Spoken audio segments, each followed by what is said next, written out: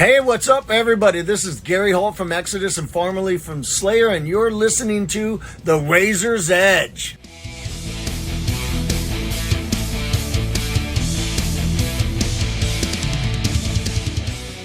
You're listening to The Razor's Edge. My name's Matt, and I'm at DesertFest with The Grudge. Hey. Our Sunday night headliners at the Dev.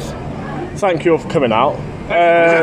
How's your weekend been so far? Like, have you been around for the last couple of days, or? It's been.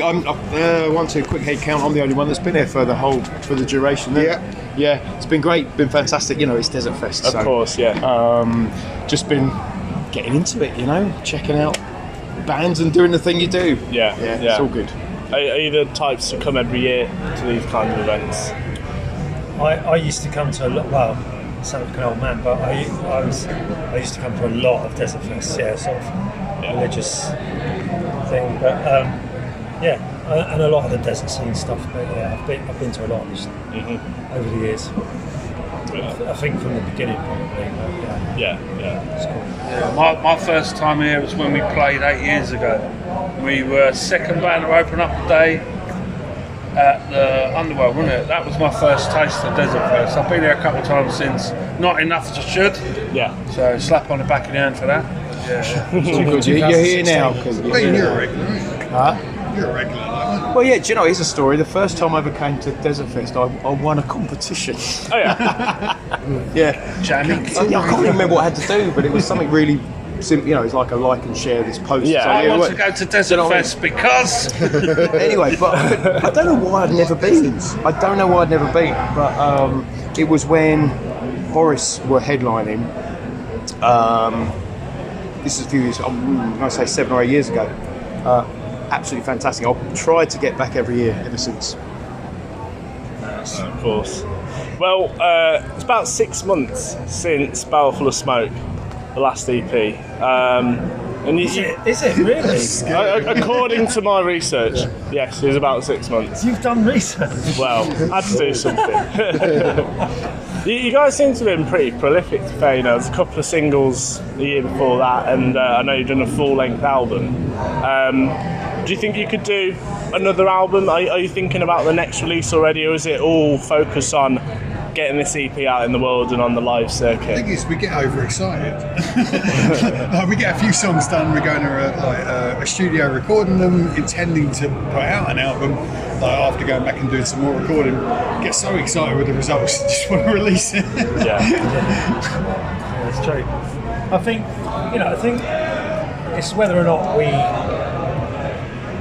it's that big question really of, you know, what's the best format to put out Absolutely. new material on. Yeah. So so we're kind of towards the sort of EP route maybe, and then dubbing out a single. I think there's still some sort of value in the album. I love that whole, release of an album, full album. Whether or not that's the right way to go, I don't know, but it's true though. I mean, It was a bit of the last couple of releases we sort of dipped our toes in the water of like single releases or EPs just to see how it was received, how that would go. I think, as Davey said, in our hearts we're an album band. We'd love to do an album. That's how we like to enjoy music, I get that. I think for like post metal or drone metal bands, they will always be releasing albums or albums worth of material, but for the more kind of fun heavy rock and roll stuff you're doing, you could do a single and an EP to bridge an album perhaps. I think also there was quite a few lineup changes and obviously COVID in the middle as well. Oh yeah, so very true. We wanted to come out with some new songs to just remind people we're still here, and we're still rocking. That's it, yeah. But at the same time, because of that period and the changes in the band, we probably didn't have time to lay down a full release. Yeah. So I guess with singles, it's a quick way of reminding people that you're out there. Get something out. It's on people's attentions for the 2 or so weeks after it comes out, and then But it's a good stopgap. Oh, brilliant. Okay. Well, you're a London band. What's London like for rock bands or stoner bands and that kind of thing? I think it was probably better. I mean, it's still active, but it was a lot better a few years back. But I personally It's still obviously after this COVID thing has been and gone. There seems to be a lot of shows happening now, particularly. Absolutely, It seems to really like increased almost. Being like the avid gig goer. It's like everything's waking up again, isn't it? Yeah, And it's taken a bit of time to get there, but but here we are. And talk about London and the scene. We're in Camden now, which is kind of the epicenter of it all. Really, I would say it's kind of the metal capital of London. Really, you've got the Black Heart, you've got all the venues, you've got the Dev, of course. So it depends where you go, but there are little pockets where it's alive and well, and DesertFest is a testament to that. Here we are, and look at it, it's vibrant, and everyone's having a great time. Oh yeah, sun's out, finally. It's beautiful.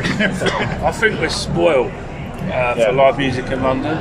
You go, we tour Canada. It's a big country. Yeah.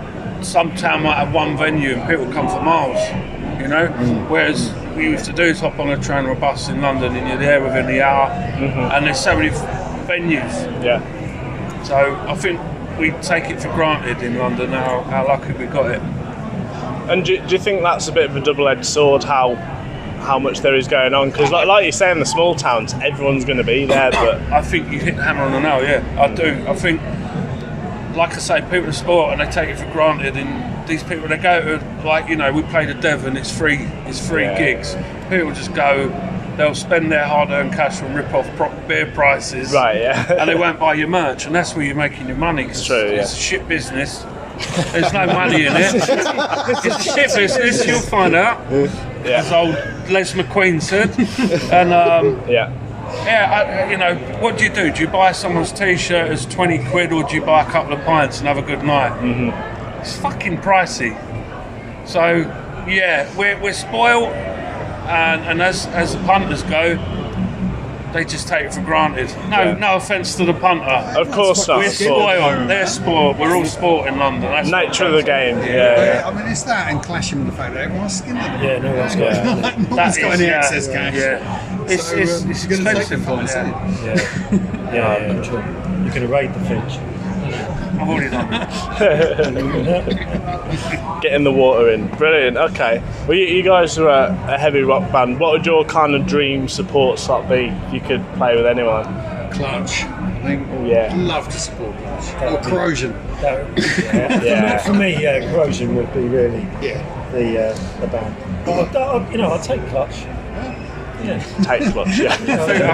I'd have to say Down, because I'm a big Pantera fan, and to me, Phil would be a dream come true for me. Yeah, give him a big hug. Talk boxing. But I love Down. That's Down for me. It's a solid choice. Great. Well, we're in Camden, which, as you said, it's the epicentre. It's the metal caps of London, but it also has a lot of food choices. So, you're going to be peckish at some point between now and your set time. Where are you going to go? Because you've got a whole wealth of cuisine you can check out. Bean and I just checked out the vegan cafe, or whatever you want to call it. I don't know what it's called. It's DesertFest. Do the DesertFest burger. DesertFest burger in the Black Heart. The Black Fest. It's all at the Black Heart burger. That was really cool, really nice. Yeah.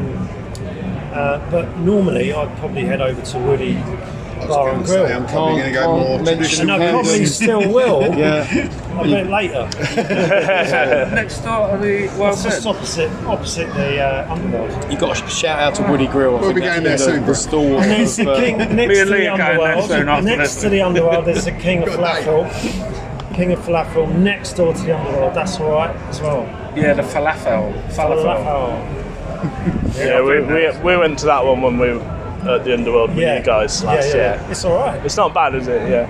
I shared a pizza slice with the guitarist, so you obsessed in there. That is a good story. That's what we want to hear on these interviews. To prove it. So.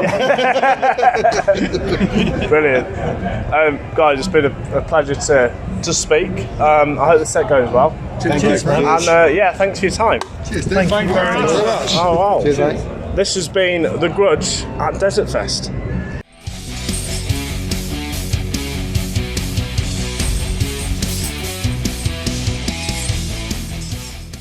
Thanks for listening. Make sure you keep up to date with all of our interviews by subscribing to our channel. For all the latest news, reviews, interviews and more, head over to our website, www.therazorsedge.rocks.